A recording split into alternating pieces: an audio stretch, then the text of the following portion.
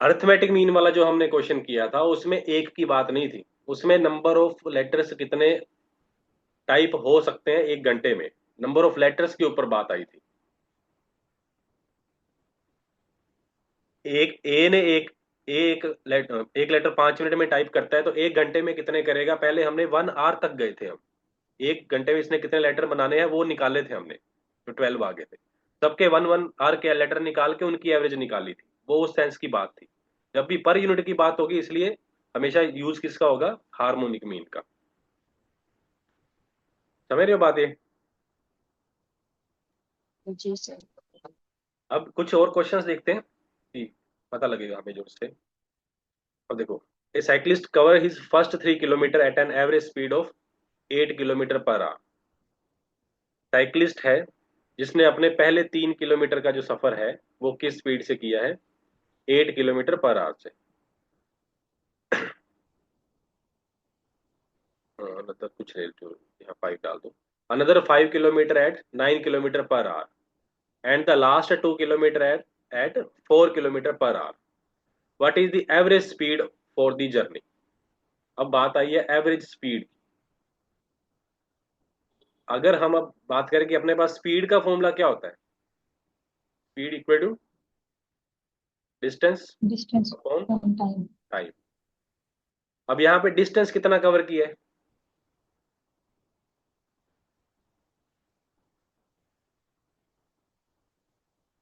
3 kilometre यहाँ पे है, 5 किलोमीटर दस यहाँ पे कवर कर दिया, 10 किलोमीटर। 2 किलोमीटर यहाँ पे। अब 10 किलोमीटर है, पर ये जो 10 किलोमीटर है ये यूनिफॉर्म स्पीड के साथ नहीं किया गया, ये अलग अलग स्पीड के साथ काम किया गया था। तो अगर हमें एवरेज स्पीड के ऊपर जाना होता है तो बात आएगी total distance upon total time, but उसी पार्ट्स में। पहले 3 किलोमीटर के लिए क्या स्पीड क्या रहेगा? जब पहले स्लॉट में हमें किया मैंने 3 किलोमीटर, ये डिस्टेंस हो गया, और स्पीड दे दी हमें 8 किलोमीटर पर आवर। तो इसके लिए टाइम कितना लगा पहले 3 किलोमीटर के लिए?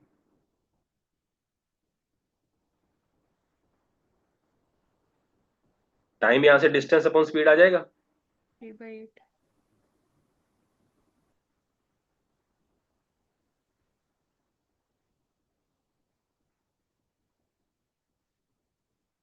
3/8 आ गया। दूसरे स्लॉट के लिए टाइम कितना लगेगा? 5/9। 5/9। तीसरे के लिए टाइम 2/4 1/2। 2/4। अब ये अपने पास टोटल टाइम कितना हो गया? 3/8, 5/9 प्लस 2/4।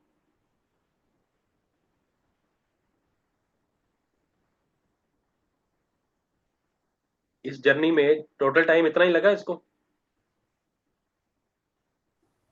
हाँ जी सर। तो टोटल डिस्टेंस कितना कवर हुआ?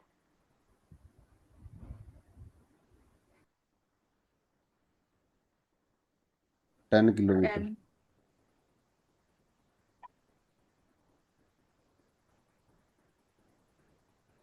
ये इसकी एवरेज स्पीड आएगी। हाँ जी सर।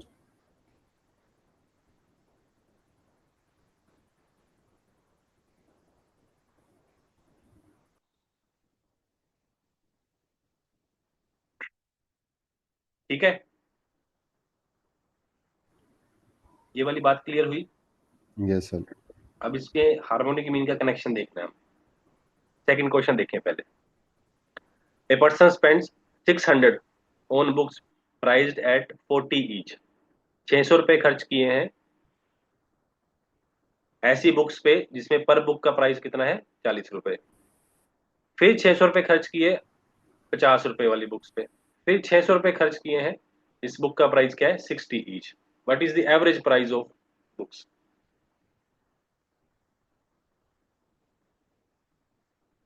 इसमें फर्क क्या है कि अमाउंट हमेशा क्या इक्वल खर्च की है, 600 600 600। एवरेज प्राइस निकालने का अपने पास फॉर्मूला क्या होता है, अगर हमें प्राइस निकालना हो तो?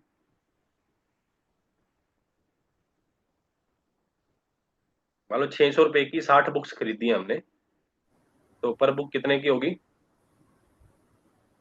डिवाइड करके निकाल लेंगे सर। डिवाइड करके निकाल देंगे। अब यहाँ पे हम्म। बात करनी है हमें एवरेज प्राइस की। तो एवरेज प्राइस में क्या करेंगे, जितनी अमाउंट हुई है अपॉन ईच बुक की।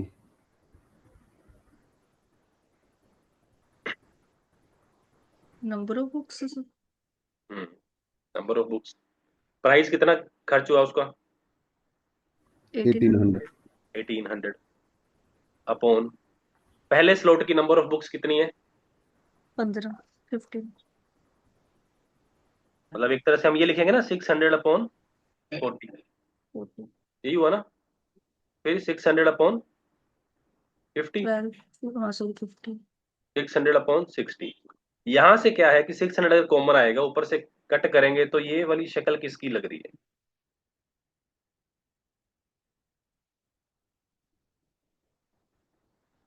ये क्या बन गया? हार्मोनिक। हार्मोनिक। Harmonic mean. ये जो ऊपर निकाला ये हार्मोनिक मीन है एवरेज स्पीड वाला?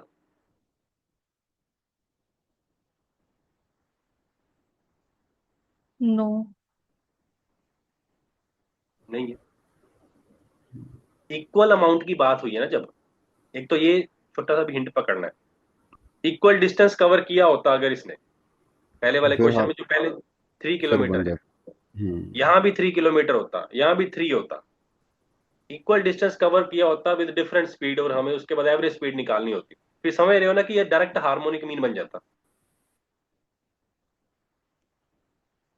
इसी तरीके से इक्वल अमाउंट खर्च की गई है डिफरेंट डिफरेंट कैटेगरीज के लिए, तो भी हम हार्मोनिक मीन को बात कर सकते हैं। हार्मोनिक मीन का फॉर्मूला बना तो इसी से ही है, एवरेज स्पीड वाले एवरेज वाली काम से।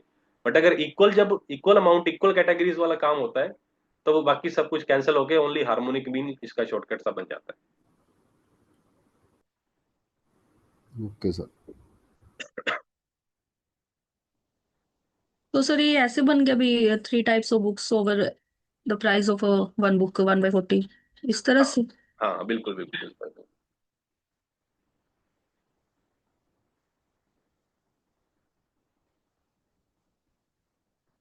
ठीक है। अब जैसे ये है, Ram spends equal amount on purchasing 3 kinds of pens sold at ₹5, 10 and 15।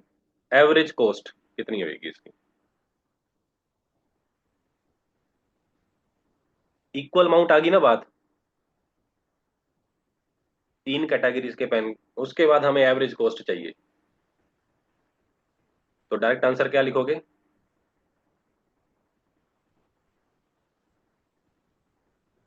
Harmonic mean आ जाएगा सर। क्या आएगा, क्या लिखेंगे? 3 × 5 × 10 × 15 सॉल्व करके दे तो देखना पड़ेगा सर। नहीं नहीं, as a 3 over formula. 1/5 plus one 1 by over five 10 plus 1/50। 1/10 + 1/50, ये जो होगा ये अपना आंसर होगा।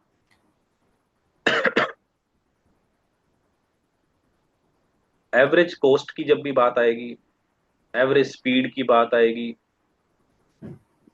पर यूनिट की बात आएगी, तो इन वर्ड से भी पहचान लेना है कि क्वेश्चन हार्मोनिक मीन से रिलेटेड है।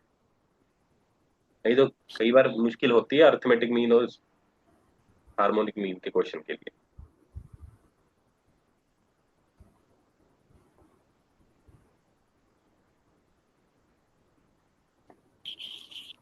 ये 5th क्वेश्चन अब आपके लिए, ये कर लेना।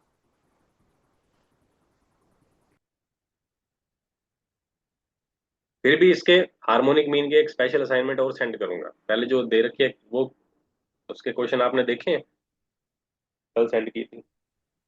हाँ जी सर। वो तो हो गए सर। इजी थे, बेसिक क्वेश्चन थे वो भी। हाँ ठीक है सर। और इतना भी थोड़ा ध्यान रखना है कि हमें टॉपिक बड़ा लग रहा है स्टैटिस्टिक्स, और इसके चक्कर में ये ना हो कि हम छोटे क्वेश्चन ही ना करें, फिर बड़े को ही टारगेट करें। इस पेपर में छोटे क्वेश्चन आने वाले भी, मतलब बेसिक क्वेश्चन भी आते ही हैं। तो आज का टॉपिक शुरू करते हैं अब अपना। Positional average. सर एक बार जो आपने वो पीडीएफ भेजी उसमें मेरिट्स और डीमेरिट्स बता दो मीन के ब्रीफली।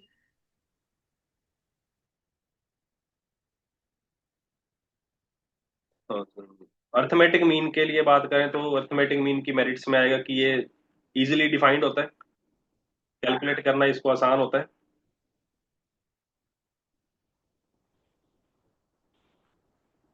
और दूसरी बात ये ऑल ऑब्जर्वेशन पे बेस्ड होता है।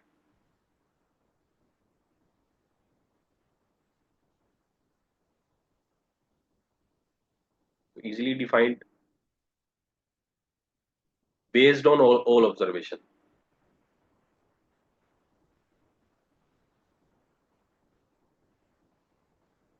और अभी हम जो मीडियन पढ़ेंगे उसमें ये बात और समझ आएगी, बात की बेस्ड ऑन ऑल ऑब्जर्वेशन का मतलब क्या था। तीसरी बात होती है कि arithmetic mean is use for further treatment. अब इसका मतलब क्या है कि हम अगर अपने पास एक दो या तीन, एक से ज्यादा ग्रुप्स के अर्थमेटिक मीन पड़े हों तो हम उनके ऊपर ऑपरेशन लगा सकते हैं। उनका ऑपरेशन अभी तक हमने क्या लगाया, इनके ऊपर कंबाइंड मीन निकाला। ये फर्दर ट्रीटमेंट वाली बात है कि फर्दर इनको ऑपरेट करके एक नया कंक्लूजन निकाला जा सकता है। आपने मीडियन पढ़ा है, क्या कभी कंबाइंड मीडियन पढ़ा,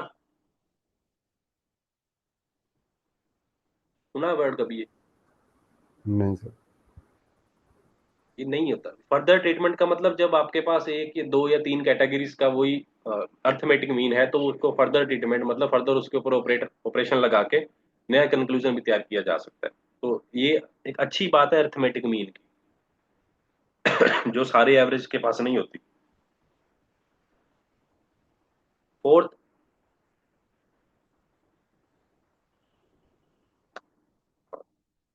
ये एक्सट्रीम वैल्यूज पे से इफेक्ट करेगा या नहीं करेगा, एक्सट्रीम वैल्यूज होंगी। सर फर्दर ट्रीटमेंट वाला रिपीट करना एक बार। फर्दर ट्रीटमेंट का मतलब क्या है कि फर्दर ऑपरेशंस, अगर अपने पास दो ग्रुप्स थे एक्स वाई, इन दोनों का अपने पास अरिथमेटिक मीन था, इसमें एन वन थे एन टू थे, तो हमने कंबाइंड मीन निकाल लिया था ना इसका। कंबाइंड मीन का फॉर्मूला किया था कल हमने। तो फर्दर ट्रीटमेंट का मतलब फर्दर ऑपरेशन इसके ऊपर लगाए जा सकते थे। तो अगर दो कैटेगरी या तीन कैटेगरीज के मीन है अपने पास तो उनको कंक्लूड करके आगे कंबाइंड निकाला जा सकता है। हालांकि मीडियन में ऐसी बात नहीं होती, अरिथमेटिक मीन के पास ये चीज होती है। हाँ, हमने ज्योमेट्रिक मीन भी किया, कंबाइंड ज्योमेट्रिक मीन होता है।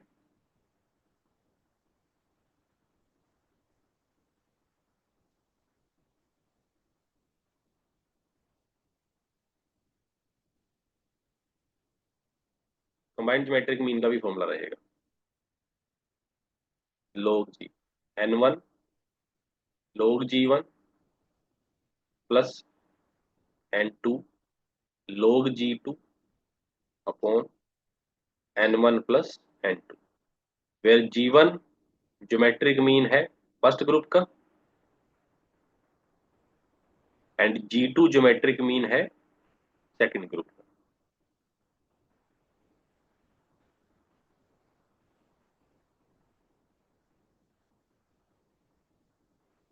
तो combined geometric mean n1 log g1, log use करते हैं क्योंकि ये सब सारा मटेरियल पावर में होता है ना, मल्टीप्लाई करके ऊपर nth रूट होता है। तो कंबाइंड का फॉर्मूला log विद log ही है, और g इनका जो बोला जाएगा कंबाइंड ज्योमेट्रिक मीन। log को उधर लेके जाएंगे तो क्या होएगा, ये क्या बन जाएगा, log उधर जाएगा तो एंटी लॉग। एक्सपोनेंशियल। एक्सपोनेंशियल नहीं बनेगा, एंटी लॉग एंटी बनेगा। लॉग। एक्सपोनेंशियल अपना फंक्शंस में यूज करेंगे हम सेट में, ठीक है सर। कंटिन्यूटी डिफरेंशिएबिलिटी में जब कभी जरूरत पड़ेगी इसकी।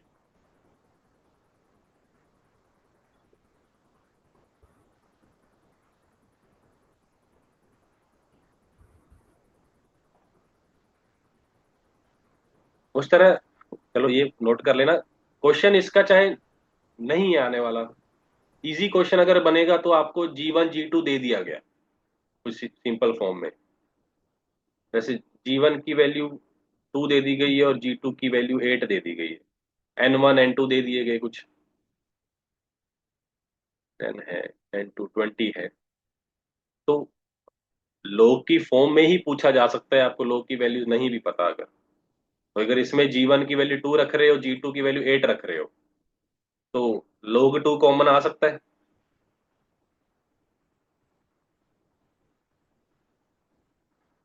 एट है वो 2 रेस्ट पर 3 बन जाएगा, समझ रहे हो। N1 की वैल्यू 10 है, G1 हो गया log 2, ये 20 था, this is log 8 upon N1 plus N2, और इधर log G, तो कितना बन जाएगा, इसको क्या लिखेंगे, 3 log 2।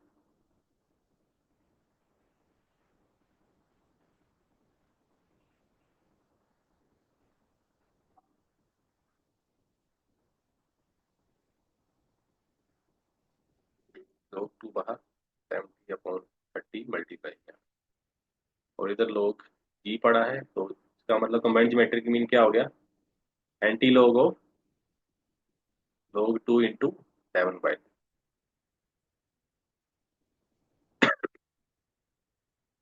और मास्टर कैटेगरी वाले जैसे एग्जाम में सिर्फ फॉर्मूला भी पूछा जा सकता है, ओनली क्या होगा, कंबाइंड ज्योमेट्रिक मीन का। तो मतलब ज्योमेट्रिक मीन भी फर्दर ट्रीटमेंट के लिए यूज किया जा सकता है, ये बात भी नोट करके रखनी है।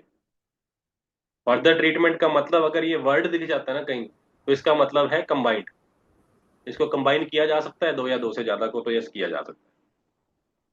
इसमें भी अगर 3 आएंगे तो बस काम वही करना है, N1 log G1, N2 log G2, N3 log G3 upon N1 plus N2 plus N3, तीनों में बच जाएगा, जितने भी ग्रुप्स होंगे चलेगा सब में।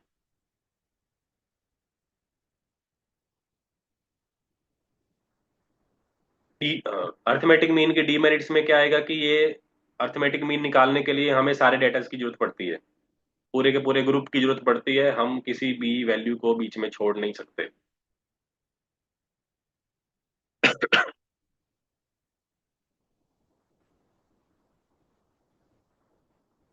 दूसरी बात होती है कि जो अर्थमेटिक मीन आता है वो जरूरी नहीं कि जो हमें डाटा गिवन है उसके बीच में से ही आए, हाँ रेंज के बीच में से जरूर आएगा,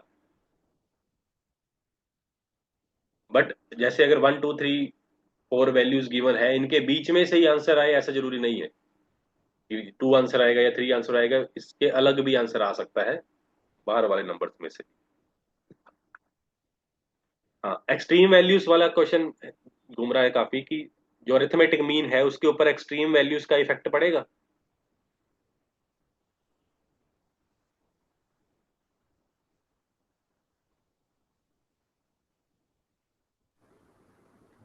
इस पे तो सर सभी वैल्यूज का पड़ता है, तो स्ट्रीम का भी पड़ेगा ही। सारी वैल्यूज, हर एक का अपना कंट्रीब्यूशन है यहाँ पे, जितनी भी वैल्यूज हम्म होंगी, ऐसा नहीं हम किसी हम्म। को छोड़ दें, किसी को बढ़ा दें, कम कर दें, और अरिथमेटिक मीन को हम्म। फर्क नहीं पड़ेगा। तो इस एक्सट्रीम के अंदर बाहर सारी वैल्यूज का, अरिथमेटिक मीन के ऊपर सारी वैल्यूज का इफेक्ट पड़ेगा, चाहे छोटी बड़ी कोई भी वैल्यूज होंगी। बट जैसे अभी हम मीडियन करने वाले हैं, अगर 1 2 3 ही है अपने पास, सिंपल सी बात है, इनका मीडियन हमें दिख रहा है कितना आ जाएगा, 2। 2। अगर इसकी जगह 10 होता, फिर भी इसकी 2। जगह -9 होता, फिर भी मीडियन क्या रहता, 2। 2 ही रहता है। ये एक्सट्रीम वैल्यूज का इसके ऊपर इफेक्ट नहीं पड़ेगा, क्योंकि जो मीडियन है वो मिडिल वाली बात में होएगा, लेफ्ट में क्या पड़ा है, राइट में क्या पड़ा है, एंड पे उसको फर्क नहीं पड़ता, तो मिडिल के ऊपर ही काम चलेगा बस।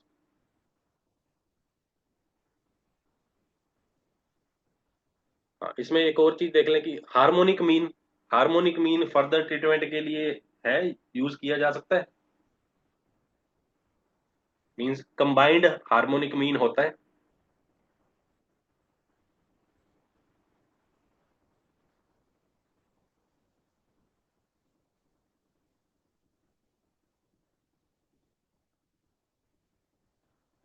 तो हाँ जी होता है, यूज इस तरह से किया जाता है, 1/H, 1/N1 प्लस N2, जो भी नंबर्स होंगे, N1/H1 plus N2/H2।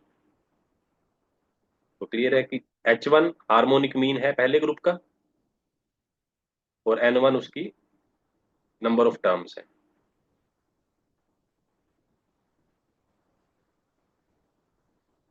H2 harmonic mean second का है और N2 उसकी नंबर ऑफ टर्म्स।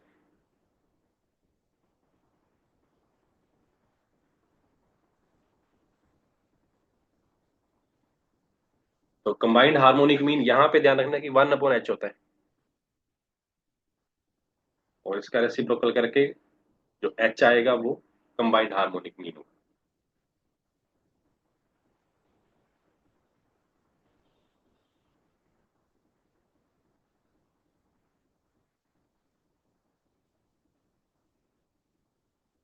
ठीक है, तो अपने पास arithmetic mean, geometric mean, harmonic mean को कौन सी एवरेज में रखा जाता है?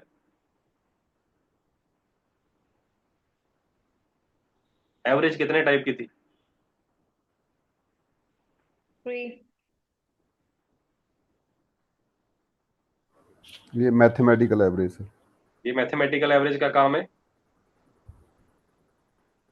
तो मैथमेटिकल एवरेज में हमने तीन चीजें पढ़ी हैं, तीनों को ही कंबाइंड किया जा सकता है, आगे कंबाइंड में यूज होगी। ठीक है, sum of deviation from arithmetic mean is always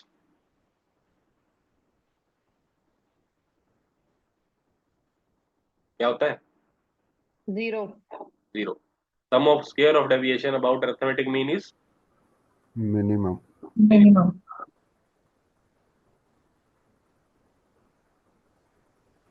अगर कोई नंबर्स हैं x1 x2 x3 up to xn तक, इनका ज्योमेट्रिक मीन अगर g है तो 1/x1 1/x2 इनका ज्योमेट्रिक मीन क्या होगा? 1/g। 1/g।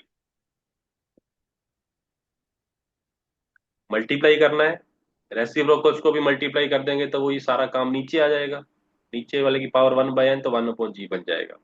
ऐसा काम बाकी दोनों में तो नहीं होता। इनका अरिथमेटिक मीन कुछ a दे रखा है तो इनके रेसिप्रोकल का 1/a तो नहीं होगा। ना ही हार्मोनिक मीन 1/h बनेगा। ये वाला काम किसके पास है? ओनली ज्योमेट्रिक मीन के पास।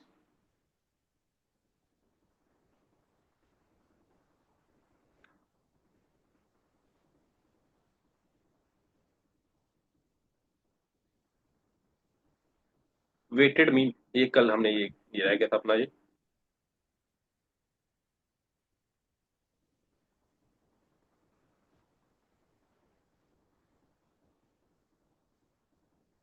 चार सब्जेक्ट हैं, मैथ, साइंस, एक ले लो इंग्लिश, एक कोई ऐसा ले लो हिस्ट्री।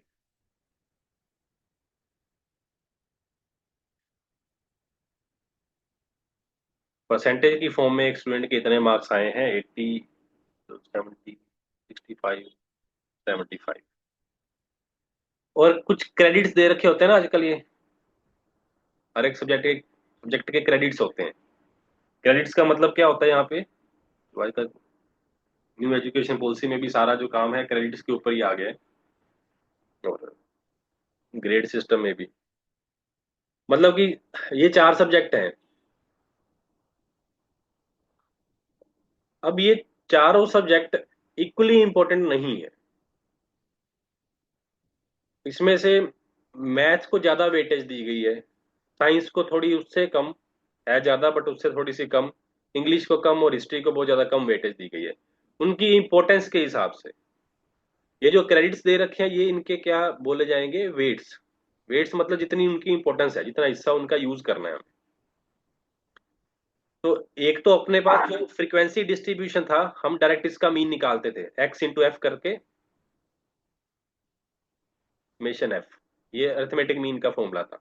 फॉर्मूला इसके पास भी सेम ही है। जब हमें इसका अरिथमेटिक मीन निकालना है तो वेट्स को एज ए फ्रीक्वेंसी यूज किया जा रहा है, हालांकि ये बोलना गलत है कि ये फ्रीक्वेंसी है। तो weights into X upon weights आ जाएगा इसका। वेट्स का मतलब है कि कितनी इंपॉर्टेंस है इसके पास, आप किसी सब्जेक्ट को कितनी इंपॉर्टेंस दे रहे हो, किसी कैटेगरी को कितनी इंपॉर्टेंस दे रहे हो। कोई भी अभी एग्जाम चल रहे हैं, जैसे Haryana public service commission HPSC का एग्जाम होता है असिस्टेंट प्रोफेसर का, उसमें इंटरव्यू का कुछ परसेंटेज होता है, 12.5% इंटरव्यू।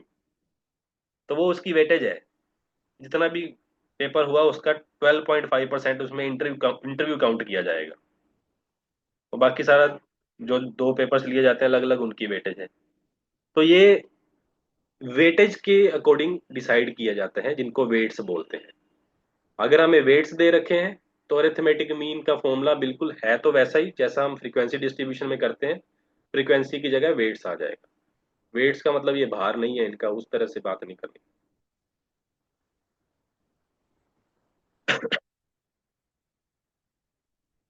ठीक है, तो एक बार अपना ये सेंटर टेंडेंसी में मैथमेटिकल एवरेज वाला पोर्शन पूरा हुआ।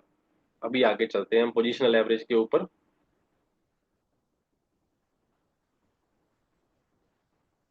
इसमें सबसे पहले हम पढ़ते हैं मीडियन। मीडियन क्लियर है कि ये रिप्रेजेंट करता है मिड वैल्यू को। अगर हमें इंडिविजुअल सीरीज में डाटा गिवन है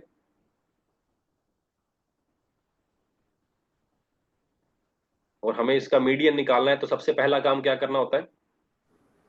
इस डाटा अरेंज को कर अरेंज करना अरेंज है सर। करना है। ये अरेंज करना नहीं भूलना, अगर क्वेश्चन आता है तो असेंडिंग या डिसेंडिंग ऑर्डर में अरेंज करो, तो ज्यादातर हम यस। असेंडिंग में ही करेंगे।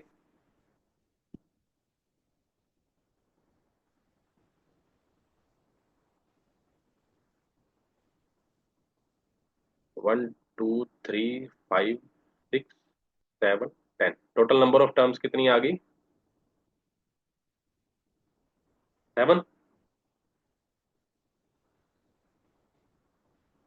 नंबर ऑफ टर्म्स अगर ओड है देन मीडियन क्या होगा? n+1/2th term. Number of terms अगर इवन होंगी देन मीडियन क्या रहेगा? n/2th टर्म लेंगे, n/2+1th टर्म, इन दोनों का अर्थमेटिक मीन।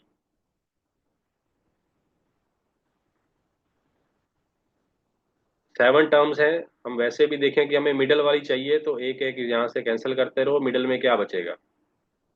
5। तो मीडियन आ गया इसका 5।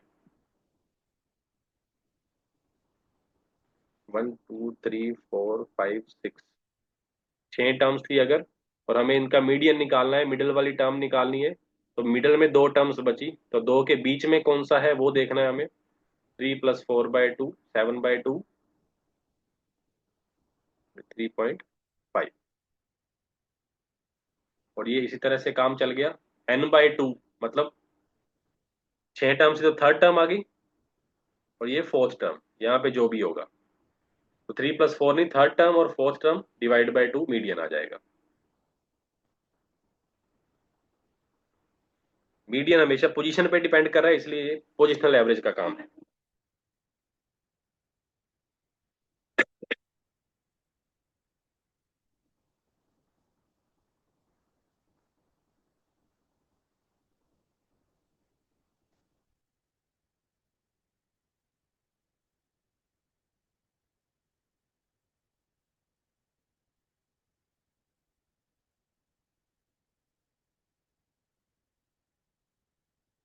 फ्रीक्वेंसी डिस्ट्रीब्यूशन में अगर हमें मीडियन चाहिए तो टोटल नंबर ऑफ टर्म्स कितनी बन गई?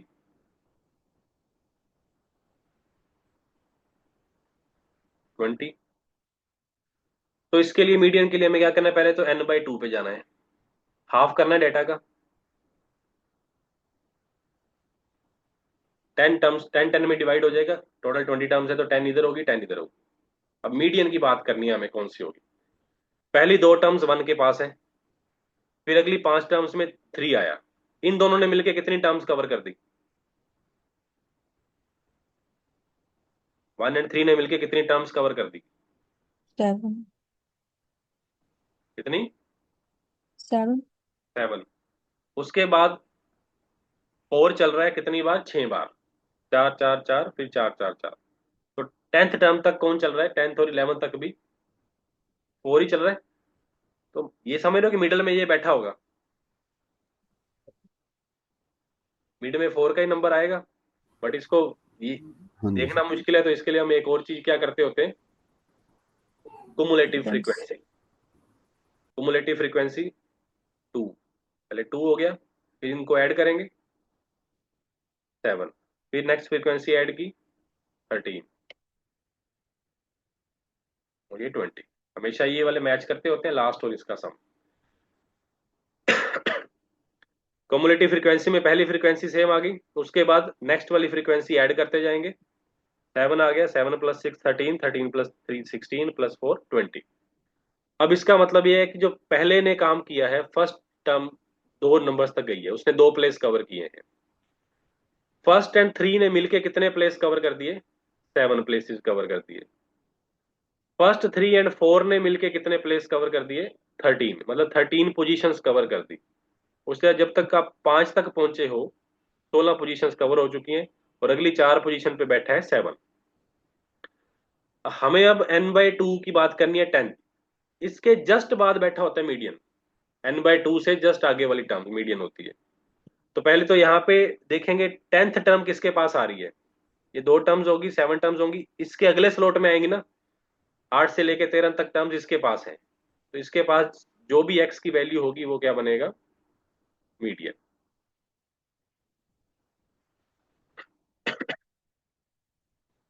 मतलब अगर ये अपने पास सपोज 12.5 आता है n/2, तो हम मीडियन कौन सी टर्म को लेते हैं?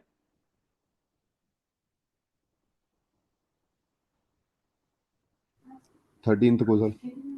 इसके जस्ट नेक्स्ट वाली जो टर्म होगी वो मीडियन होगी। मतलब अगर ये होता तो मीडियन आ जाता अपने पास 13th टर्म। और टर्म किसके अंदर से देखनी है हमने? CF के अंदर से, कम्युलेटिव फ्रीक्वेंसी में।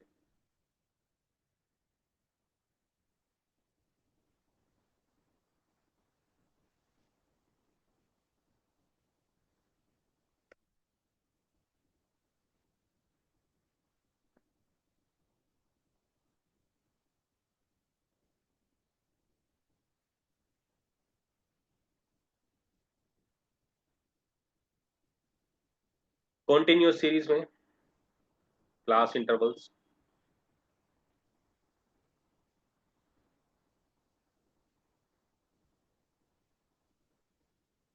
फ्रीक्वेंसी गिवन है अगर हमें,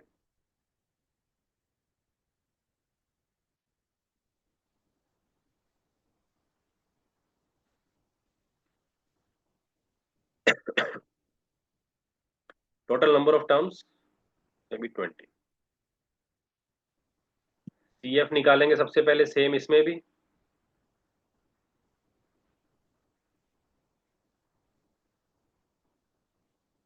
मैच करके n/2 हाफ कहाँ पे हो रहा है? ये 10 पे। 10th मतलब 7 से आगे वाले स्लॉट में, ये स्लॉट। ये वाली जो क्लास है 20 to 30, इसको कौन सी क्लास बोलते हैं? Median class. जिस क्लास में मीडियन बैठा है वो क्लास कौन सी होगी? Median class. ये इसकी लोअर लिमिट, ये इसकी अपर लिमिट। अब यहां से हमें मीडियन निकालना है, थोड़ा ध्यान से देखेंगे। ये जो L है, लोअर लिमिट, इसमें प्लस करने से हम क्लास में एंटर करेंगे या माइनस करने में कुछ? प्लस करने में sir. Plus science. L plus, हमने प्लस किया मतलब हम क्लास में एंटर कर गए, इसके अंदर आ गए।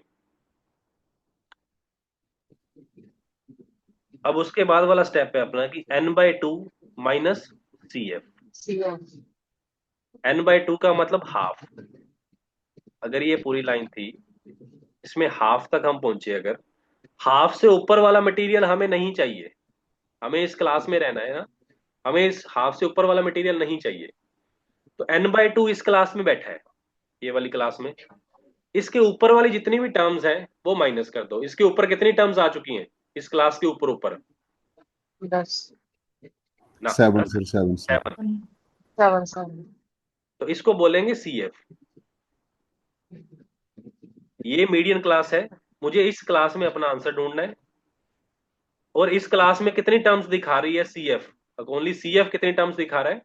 13। बट मुझे पता है कि मुझे किन के अंदर से मीडियन ढूंढना है, इन 6 के अंदर से ढूंढना है या पूरी 13 के अंदर से ढूंढना है? 6 के सर। 6 के लिए कहीं चाहिए। अगर हम CF के परस्पेक्टिव से देखें तो n/2 में से मैंने ऊपरले वाली टर्म हटा दी, तो इसी क्लास का मटेरियल बच गया ना अपने पास, जितनी टर्म्स होंगी। तो इसका मतलब ये 6 वाली 6 टर्म्स ही बची हुई है ना हाफ में से। उसके बाद इसकी लेंथ कितनी है पूरे इंटरवल की? अभी 10 है। स्टेप साइज वैसे हम क्या लेके चलते हैं कि h होता है, डिवाइड बाय कर देते हैं एफ। पूरी लेंथ में कितने मेंबर बैठे हैं इस वाले स्लॉट में? 6 सर। 20 to 30 में कितनी टर्म्स आई हुई हैं? 6 टर्म्स।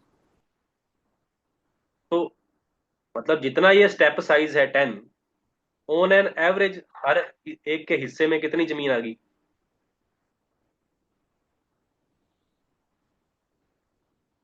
10/6।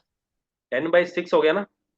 तो अगर इसका नाम हम एच रख रहे हैं कि ये एच लेंथ है, और इस क्लास में एफ टर्म्स बैठी हैं, तो हर एक के हिस्से में कितना काम आ गया?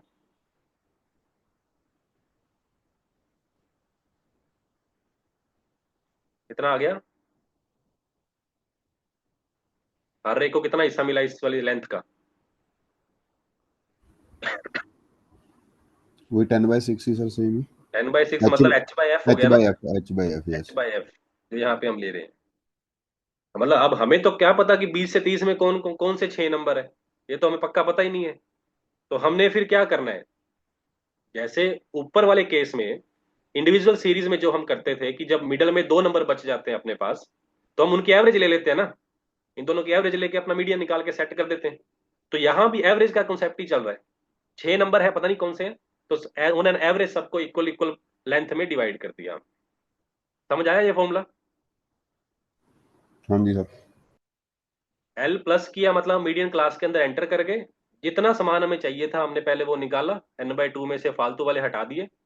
अब जितने मेंबर बचे हैं इस वाले प्लॉट में, सबको इक्वल इक्वल डिस्ट्रीब्यूट कर दिया। तो ये उन सबकी एवरेज आ गई। तो ये क्या बन जाएगा? अपना मीडियन। तो इस केस में अपने पास एल कितना था? 20, प्लस n/2 कितना है? 10, माइनस सी एफ कितना हुआ? 7। एच की वैल्यू 10 है, डिवाइड बाई एफ इज 6।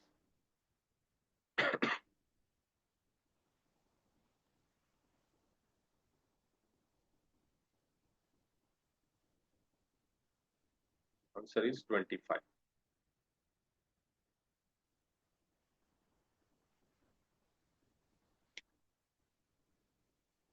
ठीक है।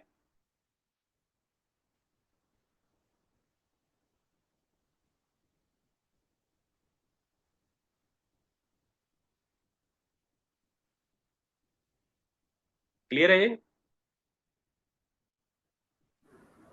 हाँ जी yes sir. Sir.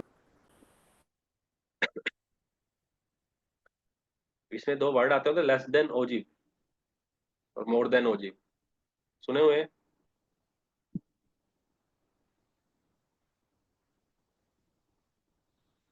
Yes sir.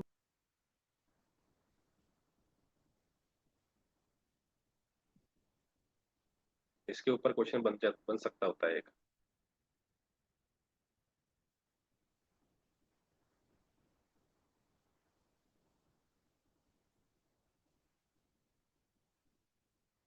Frequency की मैंने पढ़ाई कर,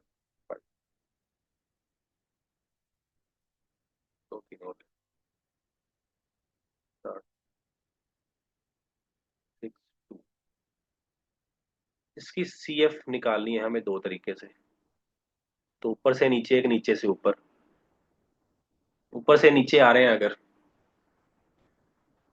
तब बन गया 3, 8, 20, 38, 52, 58 एंड 60। इसको बोल तो हम देते हैं कॉमुलेटिव फ्रीक्वेंसी, बट इसके आगे वर्ड कौन सा लगाते हैं? लेस देन या less more than than? Sir. ये वाली शक्ल कौन सी होती है? Less than. और अब हम दूसरी निकालेंगे, मोर देन।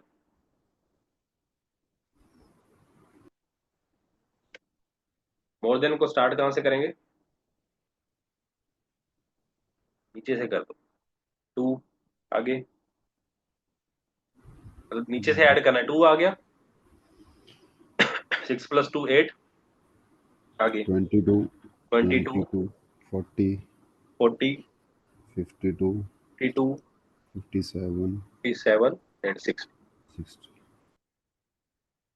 ये लेस देन वाली सी एफ है, इसको बोला जाएगा। और ऊपर से बढ़ रही है ये, और ये मोर देन CF है।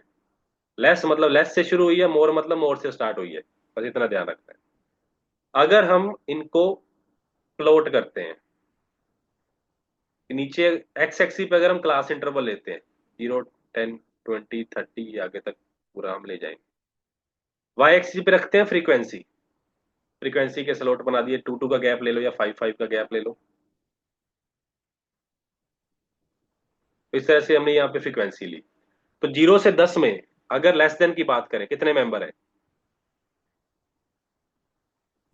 3। 3। 3 के ऊपर हमने यहाँ पे प्लॉट कर देना है। 10 पे जो लास्ट वाला इसका पॉइंट है उसके ऊपर पैरेलल 3 पे, इसके सामने पॉइंट कौन सा है? 3। उस तरह 10 to 20 में कितने हैं? 5। तो 20 के सामने क्या हो जाएगा? 5। 30 के सामने कितना हो जाएगा? 12। आगे सॉरी सॉरी फ्रीक्वेंसी नहीं, CF वर्ड लेंगे सर। 3 है, पहले 3, उसके बाद 20 तक 8 के बीच में आ जाएगा 8, देन 20 to 30 में 20, फिर ऊपर तक 40 में ऊपर प्लॉट कर दिया सारा। तो ये एक, इसको अगर हम ज्वाइन करेंगे तो एक ये ग्राफ बन जाएगा इस तरह से। इस कर्व को बोलते हैं ओजीव कर्व। कौन सी, नाम क्या लिखेंगे इसका? लेस देन ओजीव या more than ogive? Less than sir. Less than. अगर सिर्फ इसका यूज करें और n/2 निकालें, ये टोटल कितनी टर्म्स है? 60। n/2 कितना आ गया? 30। फ्रीक्वेंसी 30 कहाँ बैठा होगा? ऊपर यहाँ पे पॉइंट होगा 30, ये 30 के बिल्कुल पैरेलल आओगे जब, जहाँ कर्व को कट करेगा उसके नीचे जो भी समान पड़ा होता है एक्स की वैल्यूज, ये क्या होता है? अपना मीडियन। मतलब हम ओजीव कर्व से भी मीडियन निकाल लेते हैं, ये हम ओजीव से ही मीडियन निकाल रहे थे। ये ग्राफिकली भी कैलकुलेट किया जा सकता है, लेस देन ओजीव से भी कैलकुलेट किया जा सकता है, मोर देन ओजीव से भी कैलकुलेट किया जा सकता है। जब मोर देन वालों का ग्राफ बनाओगे तो 0 to 10 में ही पहला पॉइंट किसको रखना है? 60 को। तो ये ऊपर से नीचे की तरफ आएगी कर्व, ये ऊपर से नीचे आएगी, नीचे से ऊपर आएगी, और इन दोनों का जो इंटरसेक्शन पॉइंट होता है उसके नीचे जो एक्स पड़ा होता है, यही क्या होता है? मीडियन। मतलब हम सिर्फ लेस देन वाली कर्व से भी मीडियन निकाल सकते हैं, मोर देन वाली कर्व से भी मीडियन निकाल सकते हैं, और अगर दोनों ड्रॉ कर देते हैं तो दोनों का जो पॉइंट ऑफ इंटरसेक्शन होगा वो क्या रिप्रेजेंट करेगा, वहां से हम क्या फाइंड कर सकते हैं? मीडियन। ठीक है।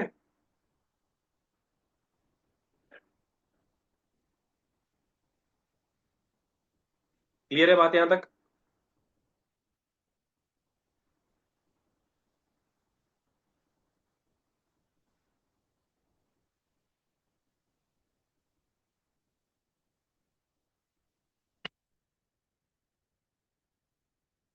अरिथमेटिक मीन को ओपन एंड क्लासेस में निकाला जा सकता है?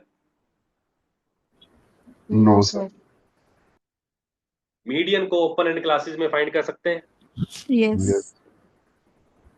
ये अगर लेस देन 10 बात लिखी होती है और ये मोर देन 60 लिखा होता है यहाँ पे, तो हमें कौन सी चीज है जो हम फाइंड नहीं कर सकते थे? हमें किसका पता नहीं लगता? Mean.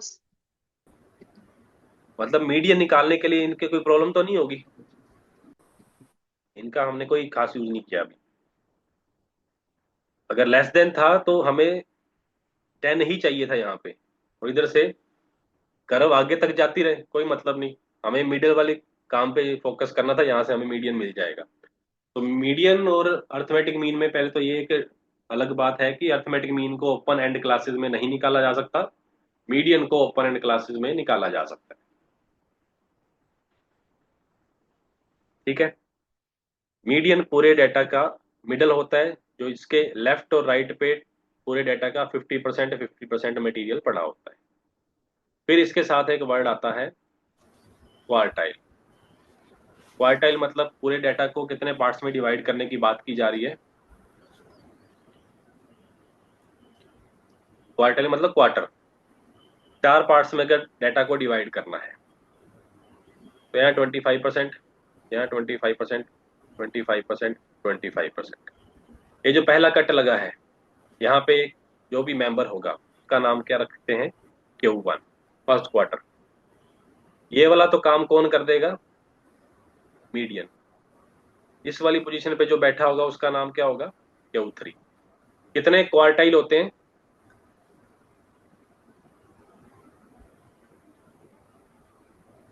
3। 3 क्वार्टाइल, जिसमें से सेकंड क्वार्टाइल क्या होता है? Q2 is median. Median. Q1 को लोअर क्वार्टाइल बोला जाता है, Q3 को अपर क्वार्टाइल। क्वार्टाइल जो पूरे डेटा को 4 पार्ट्स में डिवाइड करने की बात करते हैं। 4 पार्ट्स में अगर डाटा को डिवाइड करना है तो कितने कट्स लगाने पड़ेंगे, कितने पॉइंट्स का यूज होगा, कितनी पोजीशंस ऑक्यूपाई होंगी? 3। 3। फर्स्ट पोजीशन पे जो होगा, इसके लेफ्ट साइड पे 25% डाटा है, इसके राइट साइड पे कितना डाटा होगा? डाटा का कितने परसेंटेज होगी?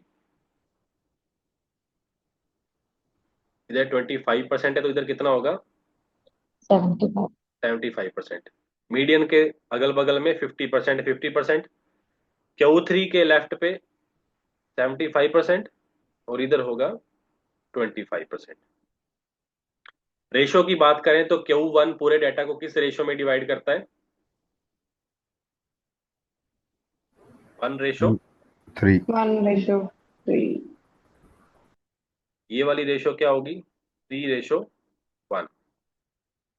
और ये वाला 2:2, मतलब 1:1 में डिवाइड कर। Q1 की रेशो, छोटा क्वेश्चन बनने वाला होता है। Q1 की किससे की रिलेटेड रेशो क्या है पूरे डाटा से? 1:3। Q3 की रेशो 3:1। और मीडियन तो फिर मिड वैल्यू है ही। अगर हमें इंडिविजुअल सीरीज में Q1 निकालना है, फर्स्ट क्वार्टाइल निकालना है,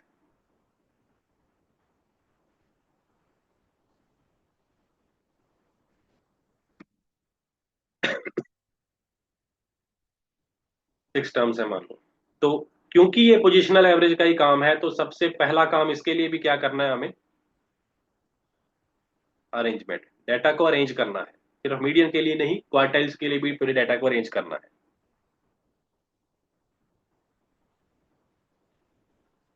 अरेंज कर लिया, उसके बाद Q1 कैसे निकालते होते हैं?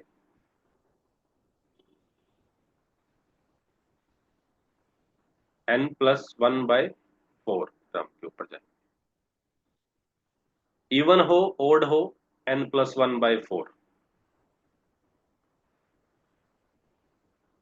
दूसरा भी एक तरीका है, बताता हूं, पर मास्टर कैडर के लिए कौन सा काम नहीं करना है वो भी ध्यान रखना है। n+1/4 कितना आ गया?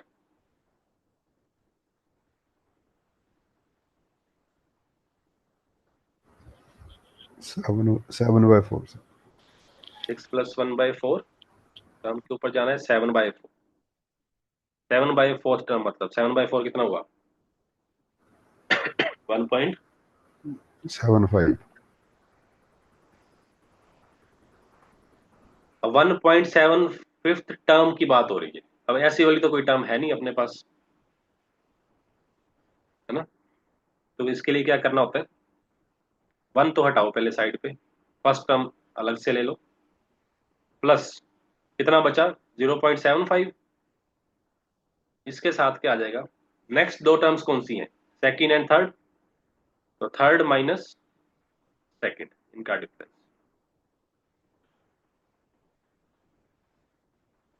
फर्स्ट टर्म इस केस में अपने पास 1 ही है, 0.75 के साथ क्या आएगा? थर्ड टर्म 4 माइनस ये 3। चलो वो डाटा अपना इसी तरह से सिंपल था इसलिए आ गया। तो कितना आंसर बन गया? 1.75 भी आ गया।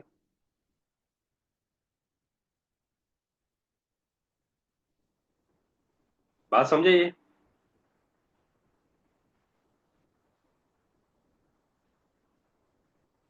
सर अगर 2.75 होता तो? करते हैं क्वेश्चन। 2.75, 3.75 कुछ भी आ गया अगर। चलो एक तो पहले और क्वेश्चन डाटा थोड़ा अलग सा लें। 4 6 7 8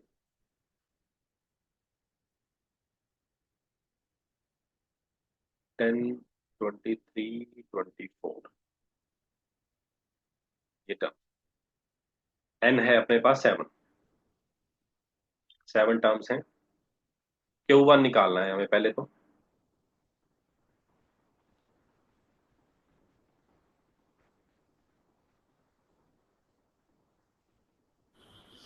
सिक्स सर। n+1/4 term. 8/4 मतलब सेकंड टर्म आ गई। सेकंड टर्म कौन सी है? डेटा अरेंज्ड है। सेकंड टर्म इज 6, तो 6 आंसर आ गया। 6 इज Q1। क्लियर है पहली बात ये। अगर पूरा पूरा मटेरियल मिल गया हमें। Q3 कितना आएगा?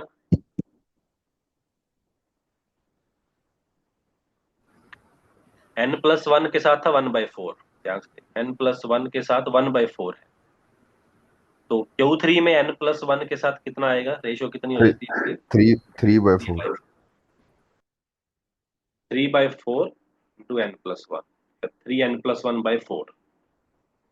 जब Q3 निकालना है तो उसके साथ 3/4, Q1 निकालना है तो उसके साथ 1/4। तो ये कितना आ गया?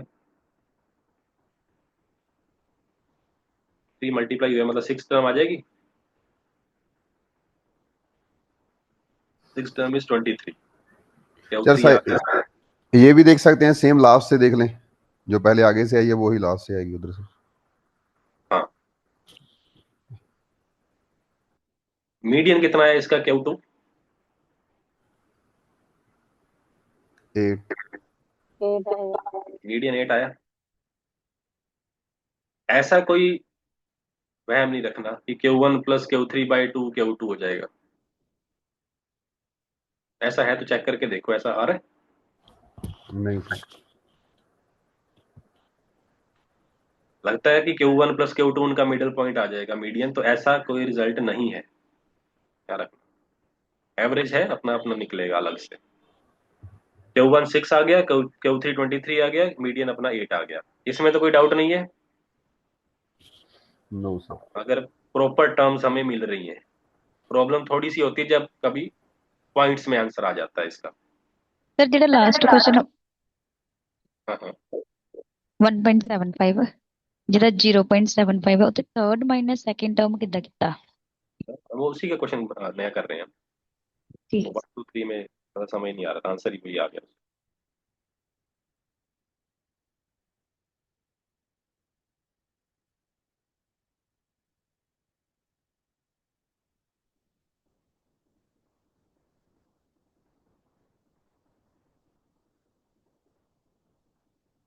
चलो, ये डेटा है, अगर हमें इसके ऊपर अब बात करनी है।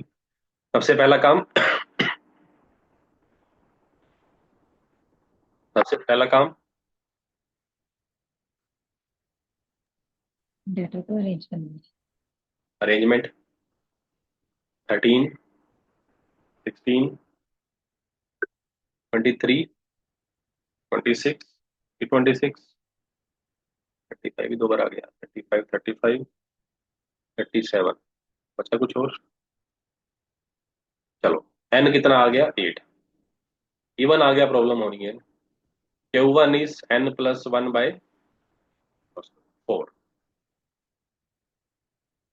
फोर्थ टर्म के ऊपर 8 + 1/4 कितना बन गया? 9/4 कितना हो गया? 2.25। मतलब 2.25 टर्म चाहिए। तो इंटीजर है उसको तो अलग करो, सेकंड टर्म हो गया ये। प्लस कितना बचा है? 0.25। अब 0.25 किसका? जो नेक्स्ट वाली जो टर्म्स होंगी दो, उनका डिफरेंस। सेकंड टर्म के बाद कौन सा आ रहा है? Third term. Fourth minus third. एक मिनट, मैंने पीछे शायद सॉरी सॉरी, यहाँ पे ये अपना फर्स्ट आई थी ना, सॉरी। ये थोड़ा करेक्ट करो इसको। सेकंड टर्म तक इसके जो नेक्स्ट वाली टर्म है, सेकंड माइनस फर्स्ट, लो उसके नेक्स्ट वाली टर्म का ही। फर्दर आगे दोनों नहीं।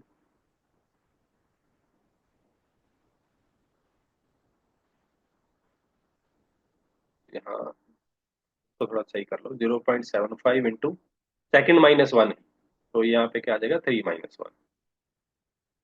इसके लिए बनाओ 0.25, कौन सी टर्म पे बैठे हैं हम, सेकंड टर्म पे बैठे हैं ना यहाँ पे, इस वाली टर्म पे। तो नेक्स्ट वाले का डिफरेंस इसके साथ, मतलब क्या होगा, थर्ड माइनस सेकेंड। सेकंड। यहाँ इस पोजीशन पे हम आ चुके हैं, तो अगले वाला जो भी स्लोट है उसको माइनस करना, 0.25 उसका हिस्सा लेना हमने इस वाले गैप का। मतलब ये बात समझ रहे हो ना कि 2 प्लस समथिंग है 25, सेकेंड टर्म तक तो ये आ ही गया, अब और कितना सा पार्ट चाहिए हमें, 0.25 पार्ट चाहिए, तो वो जो उसके नेक्स्ट पड़ा है उसी का आएगा ना, यहां से हमें 0.25 कवर करना है अपना। और ये जो बीच वाला गैप है ये कैसे पता किया जाएगा, B - A, तो थर्ड माइनस सेकेंड। तो सेकेंड टर्म कितनी है 16, 0.25 मल्टीप्लाई करना है, थर्ड टर्म 23 - 16, इसको कैलकुलेट करेंगे ये अपना Q1 आ जाएगा। क्लियर हुई बात?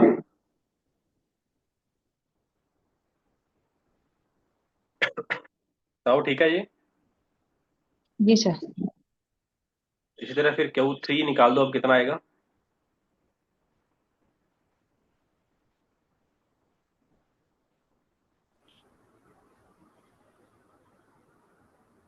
6.75 बना है sir, sixth plus 0.75, seventh minus sixth.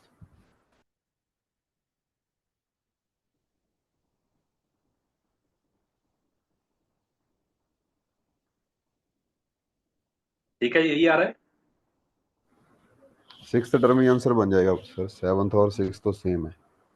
हाँ उस केस में चलो आ गया, ठीक, 35 ही आ जाएगा ना।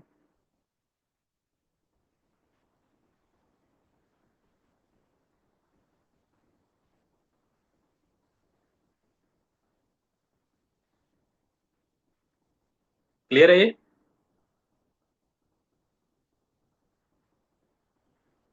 अब एक और चीज देखो, 8 टर्म्स हैं अगर, तो 4 टर्म्स इधर होगी, 4 इधर होगी, डाटा को 2 पार्ट्स में डिवाइड कर दिया।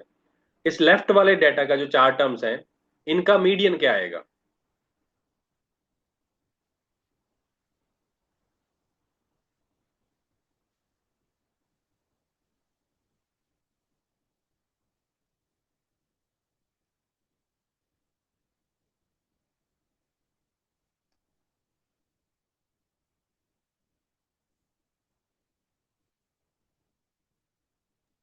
4 नंबर्स का मीडियन क्या आएगा, 19.5।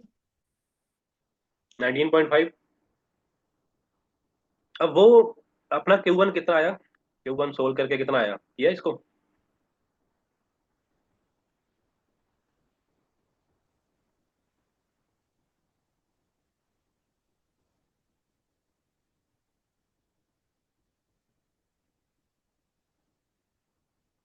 करना है कैलकुलेट, कितना आया Q1,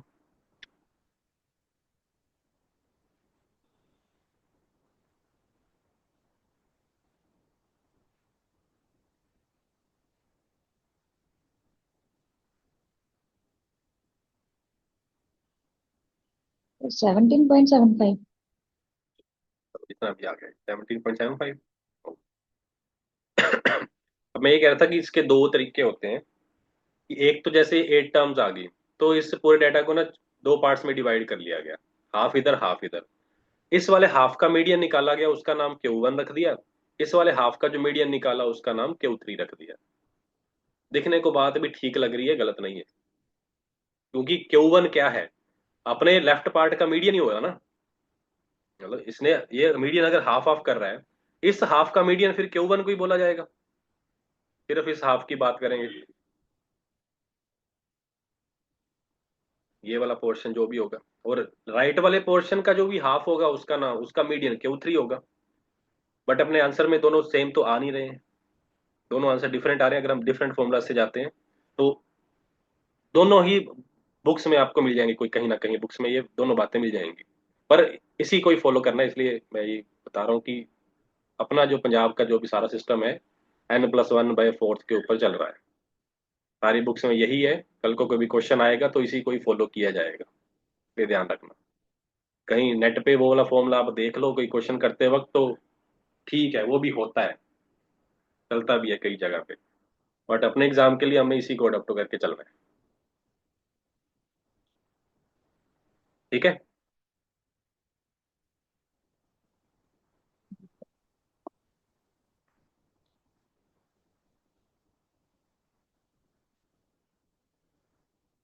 जैसे मीडियन का फॉर्मूला था अपने पास क्लास इंटरवल में, L+N/2 - CF इंटू H/F। उसी तरह से Q1 का फॉर्मूला क्या बन जाता है, L+N/2 की जगह क्या आ जाएगा यहाँ पे, N/4 H/F। Q3 में क्या हो जाएगा, L+3N/4 -CF multiply by H/F। CF and F sir same रहेंगे पहले वाले मीडियन वाले?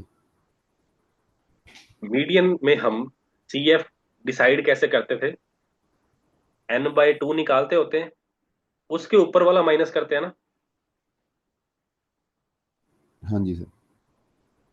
इसमें फिर क्या निकालेंगे हम, N/4 उसके ऊपर वाला माइनस करेंगे।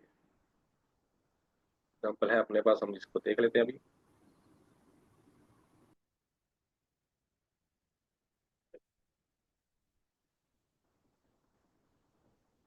हाँ, यहाँ पे हमने CF डिसाइड करने के लिए सबसे पहले काम क्या किया था, N/2 निकाला था ना। N/2 से क्लास डिसाइड हुई थी कि 10 यहाँ इस क्लास में बैठा होगा, और इसके ऊपर वाला हमने क्या लिया था, CF। ठीक है। Q1 निकालने के लिए हमें सबसे पहले क्या निकालेंगे, N/4। अब N/4 कितना आ गया इसमें, 20/4, 5 5 आ गया। तो N/4 इज 5 CF माइनस 3 बन इसकी गए। CF कितनी होगी, 5 किस में बैठा है इस बार, इस वाली 7 क्लास में। में। हाँ जी सर। तो ये वाली क्वार्टाइल क्लास हुई, फर्स्ट क्वार्टाइल की क्लास होगी ये। इसका L ये लिया जाएगा 10। L+N/4 is 5। CF क्या हो गया इसके ऊपर वाला, 3। फ्रीक्वेंसी इसकी ये वाली, बाकी H इसकी लेंथ है। फ्रीक्वेंसी 4। तो हाँ जी, फ्रीक्वेंसी इसकी 4, बिल्कुल क्लियर है ये फॉर्मूला सबको। N/4 डिसाइड करेगा उसकी CF कौन सी है, 3N/4 डिसाइड करेगा उसकी CF कौन सी है। जो उसके ऊपर वाला होगा वो CF माइनस करना पड़ेगा।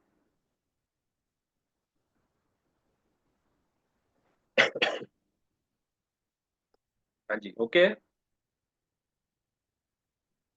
इसमें कोई डाउट किसी को किसी तरह का N/4 या N/3 N/2 में, तो बोलो अभी। No sir.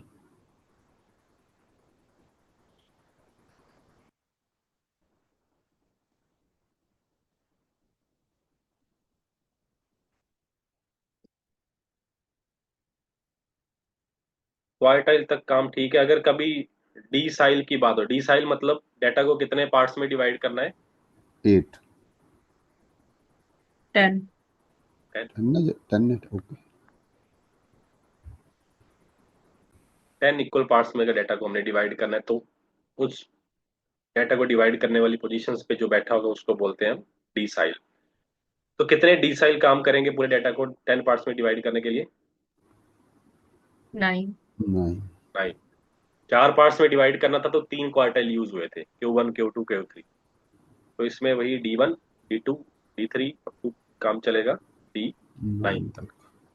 D1 निकालना है तो D1 किस तरह से निकाला जाएगा, N+1/10th टर्म। उधर N+1/4 था तो N+1/10 था। पॉइंट कुछ आएगा तो पॉइंट कवर करने का क्राइटेरिया बिल्कुल वही है, पॉइंट उसके आगे वाले से डिस्टेंस ले ले। और इन केस कभी यहाँ तक भी पहुंच गए मास्टर लेक्चर कट वाले की D1 निकालना है, तो D1 कैसे आएगा फिर, L प्लस आगे N/10 N/10 - CF minus CF H over F। Over है। CF इस बार डिसाइड किसने करना है? n bye 10/10। n/10 के जो ऊपर बैठा होगा वो CF होगा। मतलब अगर हमें कोई भी D K निकालना है तो L प्लस कितना हो जाएगा यहाँ पे? NK/10 10 minus CF H/M। ठीक है। सर अगर D1 हमने ऊपर एल वाले फॉर्मूले से निकाला है तो जो नीचे जो लिखा है D1 is equal to n+1/10, ये क्या निकाल करके देगा फिर हमें? देखो बिल्कुल बिल्कुल, L मतलब लोअर लिमिट, लोअर लिमिट मतलब इंटरवल की बात, इंटरवल की बात कर हाँ, रहे हैं, तो ये कौन सी सीरीज का काम होगा? कंटिन्यू। जब कॉन्टिन्यूस सीरीज में हमें निकालना है तो उसके लिए ये फॉर्मूला यूज कर लेंगे। ठीक है जी। जब हमें इंडिविजुअल के लिए निकालना है तो उसके लिए ये फॉर्मूला यूज कर लेंगे।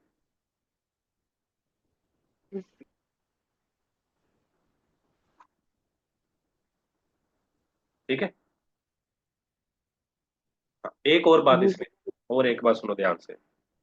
जब हमने मीडियन निकाला था, इनको कंपेयर कर लें, तीनों सीरीज में बात करें, इंडिविजुअल, फ्रीक्वेंसी वाली और कॉन्टिन्यूस सीरीज क्लास इंटरवल, इसके लिए दो बातें की हमने। इवन है तो n/2 और n/2+1 का मीन ले लेंगे, अदरवाइज एक था n+1/2h टर्म। फ्रीक्वेंसी में मीडियन के लिए क्या यूज किया था हमने? सेम यही है सर। n+1/2 तो नहीं किया था, याद हो? x था अपने पास, f था, हमने अपना कॉलम बनाया था XCF, उसमें क्या छांट लिया था? n/2। याद हो, हमने सिर्फ n/2 यूज किया था। बट सर वो सेम ही बन जाता है, वैसे वो नेस्ट ले लेते तो वो +1 करके सेम आता है। हाँ चलो, जैसा भी है, हम्म। इसमें हम ओनली n/2 को ही यूज करते हैं, और फिर CF में से उसके अगले वाली टर्म देख लेते हैं कौन सी होगी। तो सेम जब हमने क्वार्टाइल में भी करना होगा ये काम, तो उसके लिए भी ओनली क्या देखेंगे? n/4। n+1/4 नहीं देखेंगे, इसमें ओनली n/4 में ही CF देखेंगे, और जो भी होगा निकल आएगा। हालांकि आना उसने सेम ही होता है, तो इतना कोई बर्डन नहीं लेना इसका।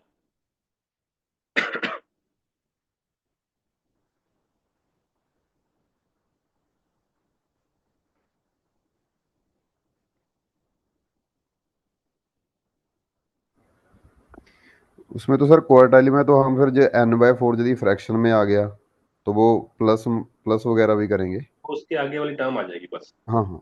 अच्छा, उसके आगे वाली लेनी है। हाँ, 17.9 आ गया तो 18 टर्म पे जाना होगा। ओके, वो नहीं करना, 17th टर्म +0.9 इंटू हाँ, 18 इसको बस माइनस 17, वो एक्चुअल इसमें नहीं टर्म करना। उठा लीजिए बस। ओके, ठीक है।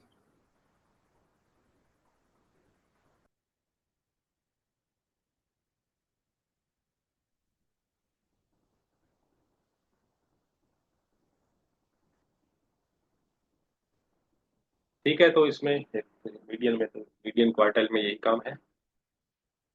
के साथ अभी देख लें अब मोड। मोड मतलब वैल्यू विद हाईएस्ट फ्रीक्वेंसी, जिसकी फ्रीक्वेंसी ज्यादा है, जो टर्म ज्यादा बार रिपीट हो रही है डेटा में,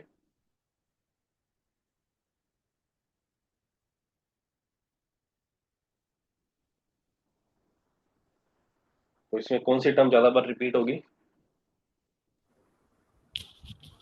2। 2। टू। 2 बन गया इसका मोड, मॉडल वैल्यू 2।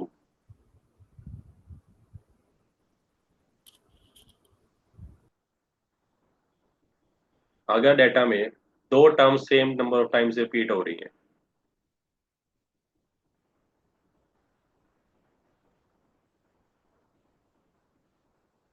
तो इसके मोड क्या बोले जाएंगे? दोनों ही होंगे, 2 दोनों भी ही। है और 4 4 भी भी। है।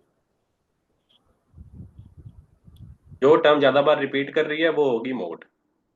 बस हमें इतना पहले तो यही देखना है ओनली। अगर एक से ज्यादा आ गई तो वो दोनों मोड हो गए। अगर डाटा हमें ये दे रखा है 4 4 4 5 5 5, या 6। इसमें कितने मोड हो गए? सभी मोड ये सर 5 हो गए। अभी मोड है? देखने में तो यही लग रहा है सर।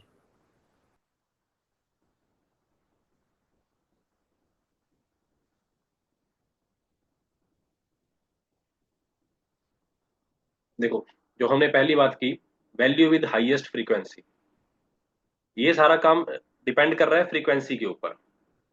इसकी फ्रीक्वेंसी ज्यादा है, यहाँ पे हमें इसकी फ्रीक्वेंसी ज्यादा है, कोई चीज बड़ी है, उसके लिए उसके सामने कोई छोटा बंदा होना जरूरी है।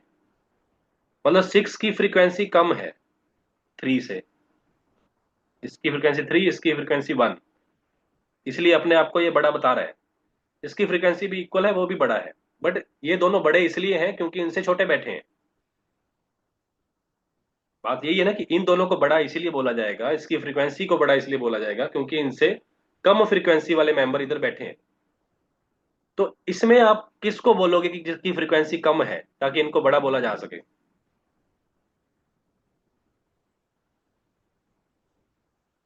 कोई भी एक दिख रहा है जिससे अपने आप को ये छोटा बोल सके उसको? मतलब इस डेटा की जो फ्रीक्वेंसी है वो कांस्टेंट है।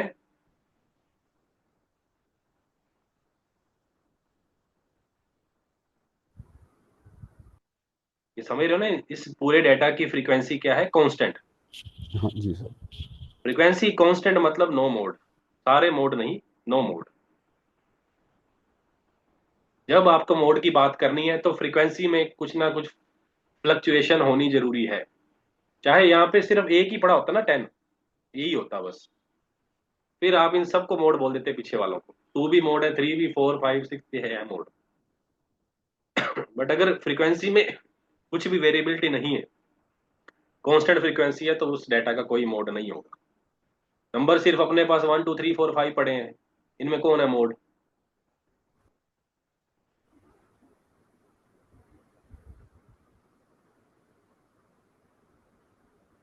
नहीं डिसाइड कर पाएंगे, नहीं बताएंगे। तो बोलेंगे तो कोई मोड नहीं है इसका।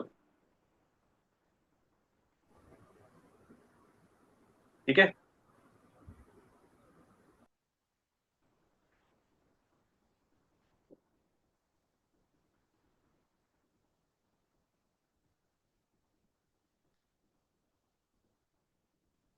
अगर यही काम फ्रीक्वेंसी डिस्ट्रीब्यूशन में आ गया तो हम सिर्फ फ्रीक्वेंसी देखेंगे।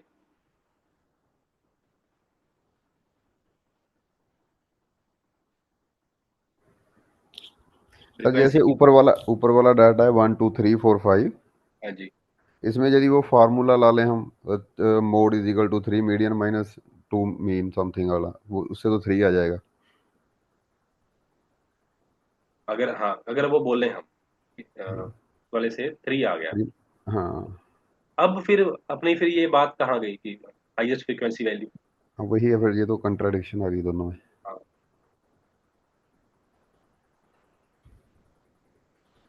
वो, हाँ ठीक है, क्वेश्चन पूछा अच्छा कि mode equal to 3 median 3 minus, 2 mean. ये हम यूज करते हैं फॉर्मूला। और ये कब यूज किया जाता है? जब डेटा क्या हो? असिमेट्रिक। ओके। असिमेट्रिक डेटा के लिए यूज किया जाता है ये फॉर्मूला। नोट कर लें, आते हैं फिर इस पे भी। बट इसमें ओके ये वाला डेटा एक तरह से सिमेट्रिक ही है, ठीक है सर। तो इसमें उस ये वाले फॉर्मूला की बात नहीं की जाएगी। एक सिमेट्रिक दो तरह से भी, सिमेट्रिक एक ऐसा होता है जिसमें मीन मीडियन मोड इक्वल होते हैं, उस केस में जब मोड एग्जिस्ट कर रहा हो। ठीक है सर। फ्रीक्वेंसी डिस्ट्रीब्यूशन सिर्फ फ्रीक्वेंसी पे नजर मारेंगे कि फ्रीक्वेंसी सबसे ज्यादा है, उसके सामने वाला नंबर क्या हो जाएगा? मोड। तो इसमें आपको कुछ ग्रुपिंग वाला काम नहीं दिया जाएगा, कोई इतना डीप में नहीं जाएगा क्वेश्चन ये वाला। फ्रीक्वेंसी में जस्ट हमने फ्रीक्वेंसी देखनी है, जिसकी फ्रीक्वेंसी सबसे ज्यादा है वो क्या बन जाएगा? मोड।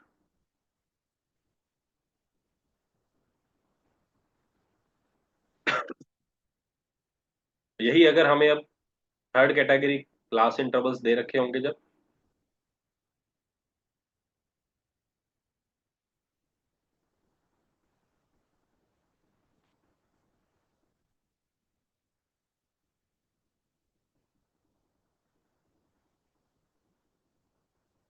तो सबसे बड़ी फ्रीक्वेंसी 7 मिली यहाँ पे। 7 के सामने वाली जो क्लास है इसको कौन सी क्लास बोलेंगे? Model model class. को। जैसे जिसमें मीडियन होता है वो मीडियन क्लास होती है, जिसमें मोड होता है वो मॉडल क्लास होती है। तो फ्रीक्वेंसी जिसकी सबसे ज्यादा है वो क्लास मॉडल क्लास होगी। इस एल इसकी लोअर लिमिट 20 बन जाएगी, ये अपर लिमिट 30 हो जाएगी।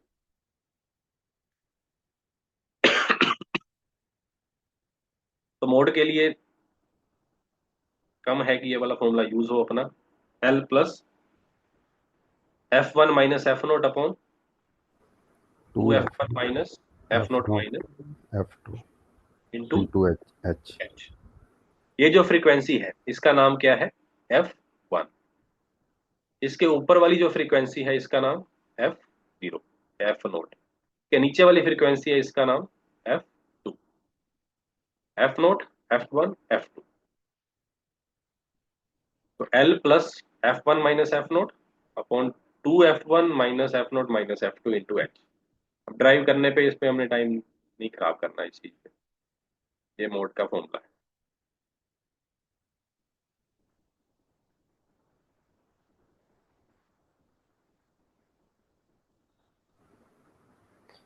सर इसमें भी एक दिक्कत ये है कि यदि F1 हमारा फर्स्ट पोजीशन पे हो या लास्ट पे हो। हम्म, वो ठीक है। इसमें इतने मैं इसमें ज्यादा डीप नहीं जाना चाहते थे। ओके। फिर ग्रुपिंग वाला मेथड यूज होता है, पर क्या करेंगे, नहीं जाना चाहिए वहां पे।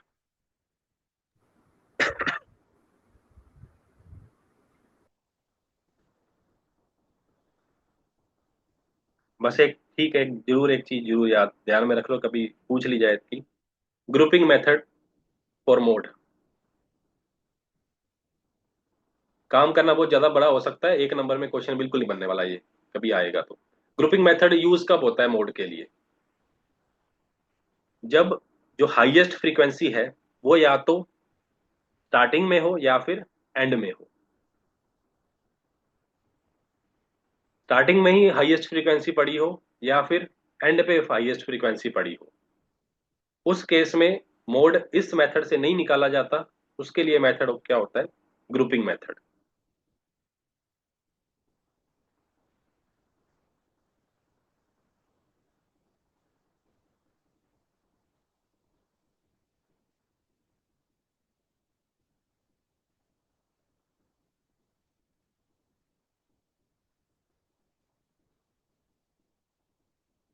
अपर हाफ और लोअर। तो इस केस में ग्रुपिंग मेथड यूज होता है। बस ग्रुपिंग मेथड कब यूज होता है ये एक लाइन आपको पता होनी चाहिए इसकी। मीन मीडियन मोड का रिलेशन, मोड इक्वल होता है 3 मीडियन माइनस 2 मीन। ये मीन मीडियन एंड मोड का रिलेशन, अगर हमें दो पता है तो हम तीसरा निकाल सकते हैं। बट इसमें एक बात देखो कि अगर मीडियन इक्वल टू मोड होगा, या मीडियन इक्वल टू, पहले मीन ले लें, मीडियन इक्वल टू मीन है तो मोड क्या आएगा? वो भी इक्वल ही आ जाएगा सर, मुझे लग रहा है। मीडियन अगर इक्वल टू मीन होता है तो पुट करोगे इसमें तो मोड भी वही आ जाएगा ना, तो ये तीनों इक्वल हो जाएंगे। क्या ऐसा दिख रहा है कि कोई दो इक्वल होंगे तो तीसरा भी इक्वल होना पड़ेगा उसको? हाँ जी सर। दो कांस्टेंट अगर इसमें इक्वल आए तो तीसरा अपने आप इक्वल आएगा। क्लियर है? Yes sir. अगर mean equal to median equal to mode हो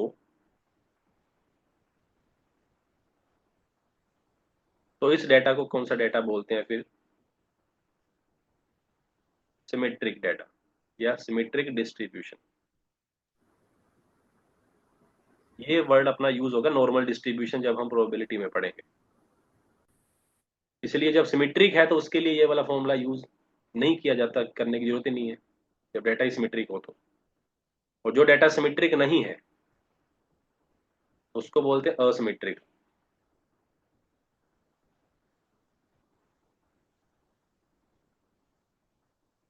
उस केस में हम ये वाला फॉर्मूला यूज करते होते हैं, mode equal to 3 median minus 2 mean. हाँ, but master cadre lecture cadre के एग्जाम में अगर आपसे सिर्फ रिलेशन पूछा गया है which of the following is the relation of mean median mode. तो रिलेशन तो यही है, उसमें ये डाटा नहीं देंगे कि कौन सा सिमेट्रिक है या असिमेट्रिक है, इनका सीधा ही काम चलेगा, ये रिलेशन रिलेशन होता है इनके बीच में।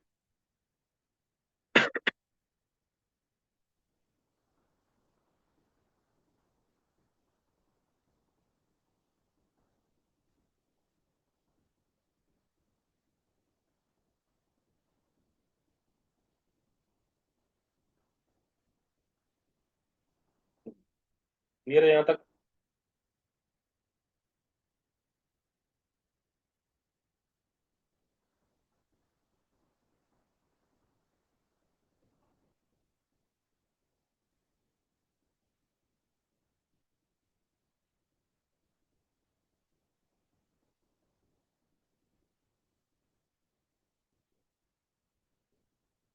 देखो, अगर आप किसी डेटा का ग्राफ बनाते हो,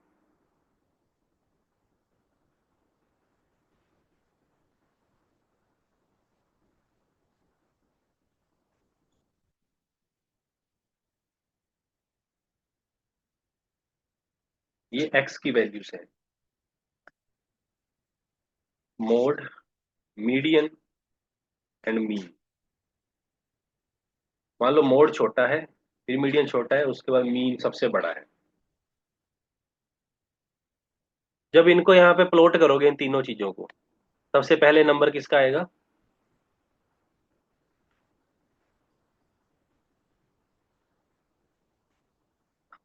ये एक्स की वैल्यूज होती है नीचे, इधर हम क्या लेते होते हैं? फ्रीक्वेंसी। तो सबसे बड़ी फ्रीक्वेंसी ये वाला जो पड़ा है, इसके नीचे कौन बैठा होगा?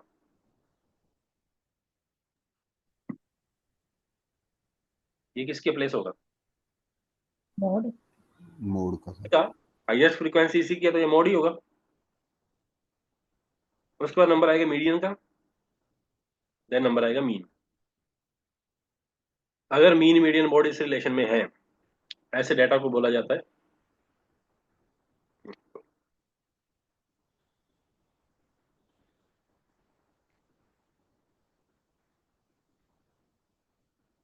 Right skewed.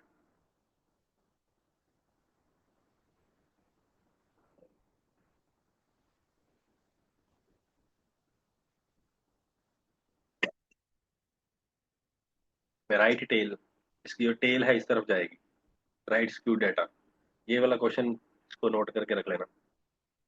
Mode less than median less than mean है, इस रिलेशन में है अगर, तो डेटा राइट स्क्यूड डेटा बोला जाता है। और फिर अगर इस तरह से हो तो ये लेफ्ट स्क्यूड डेटा है। इस केस में मोड सबसे बड़ा हो जाएगा, फिर यहाँ इधर मीडियन होता है, इधर कोई मीन आएगा। उल्टा रिलेशन होगा तो वो लेफ्ट स्क्यूड, इस ये स्क्यूनेस है इसकी, जो टेल है इस तरफ आ रही है, तो लेफ्ट स्क्यूड डेटा बोला जाएगा।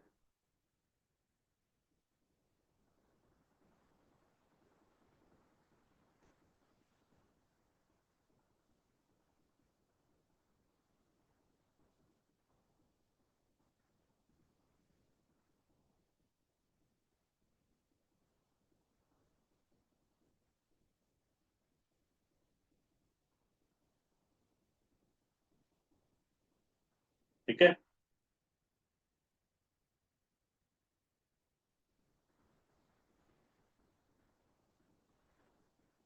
तो ये वाला काम था अपना मेन सेंट्रल टेंडेंसी का। कुछ क्वेश्चंस आपने वो जो दिए असाइनमेंट में कर लिए, बाकी इसमें कुछ इंपॉर्टेंट बातें और इसके इंपॉर्टेंट क्वेश्चंस के असाइनमेंट में भेज दूंगा। वैसे एक बात इसमें करें, हालांकि वो मीन डेविएशन में होनी है, पर अभी देख लें। Sum of absolute deviation, absolute deviations कौन सी होती हैं?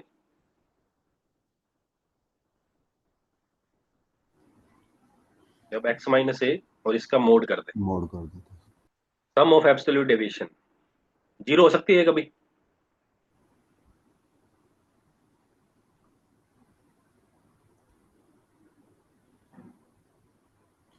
यदि नहीं सर सर। कांस्टेंट डाटा हो फिर तो हो सकता है सर। कांस्टेंट होगा तो ही जीरो होगा, अदरवाइज तो जीरो नहीं होगा।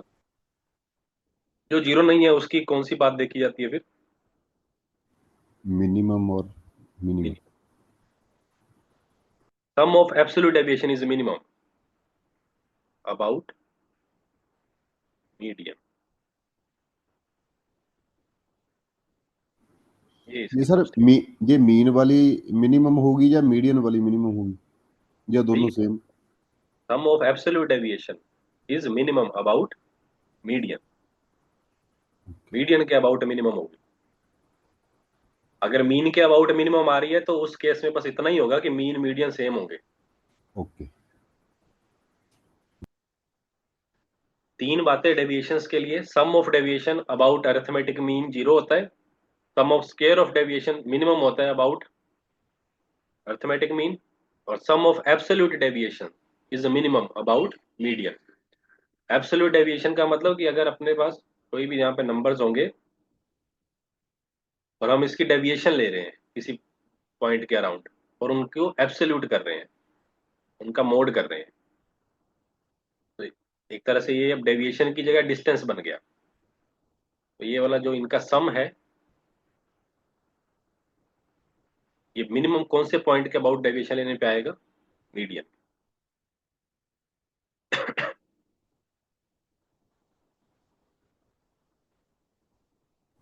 एक सर स्केयर और मॉड में क्या डिफरेंस रहेगा? दोनों का सेम ही बनना चाहिए आंसर तो वैसे। कल हमने टॉपिक स्टार्ट करना डिस्पर्शन। Okay sir. उसमें बात आती है मीन डेविएशन की। ये वर्ड सुनते हो। एक हम पढ़ते हैं स्टैंडर्ड डेविएशन जो वेरिएंस के साथ कनेक्ट होता है। दोनों ही डेविएशन निकालने के वे हैं। मीन डेविएशन में एब्सोल्यूट डेविएशंस का यूज किया जाता है और स्टैंडर्ड डेविएशन में स्क्वायर डेविएशन का।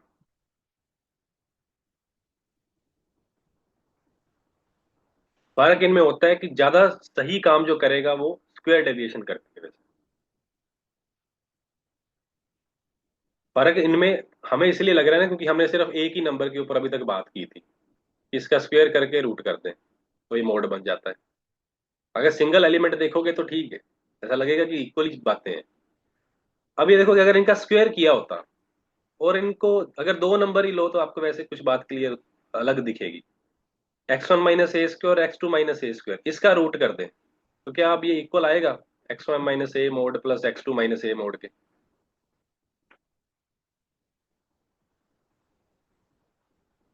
क्या इक्वल है दोनों अभी?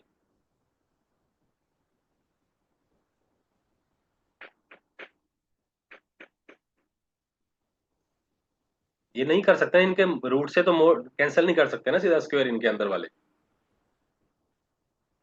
तो ये दोनों बातें अलग हैं। ये सर होंगे तो अलग, बट मिनिमम मैक्सिमम मिनिमम की बात कर रहा हूँ। बड़ा छोटा होना तो इससे कोई फर्क नहीं पड़ेगा। मिनिमम तो आप अपनी तरफ से प्रूव ही कर दो उसको। समेशन x - a लेके डेरिवेटिव वाला फॉर्मूला लगा और प्रूव कर दो। dy/dx निकालना है सबसे पहले, फिर डबल डेरिवेटिव निकाल दो कब ग्रेटर देन जीरो आ रहा है तो वो आपको a मीडियन मिलेगा। ये आप करके देख सकते ओके सर, देख लेंगे करके।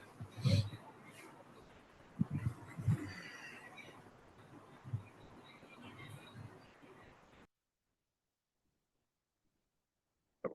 ठीक है, तो सेंटर टेंडेंसी का मोस्टली ऑलमोस्ट अपना सारा काम ये पूरा हो गया है। तो ये बेसिक हमें पता होना चाहिए। कल वाला टॉपिक इंपॉर्टेंट रहेगा, मेजर ऑफ डिस्पर्शन, जिसमें मीन डेविएशन, स्टैंडर्ड डेविएशन और वेरिएंस वाला काम करना है। और यही सारी चीजें प्रोबेबिलिटी में आगे काम आनी है। तो आज के लिए बस करें, काफी है।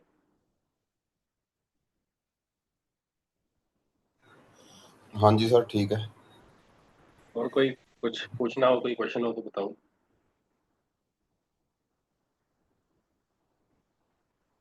सर जो कल आपने पीडीएफ भेजी थी क्वेश्चंस की, उसमें से कोई दो क्वेश्चन अगर नहीं हुए फिर वो कब डिस्कस करेंगे हम? कभी कंप्लीट कर लेंगे तो एक दिन डिस्कस कर लेंगे। वैसे हम ठीक सैटरडे डिस्कस करेंगे। ठीक है।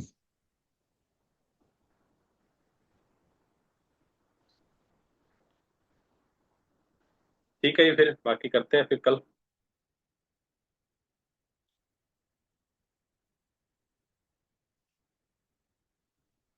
जी सर।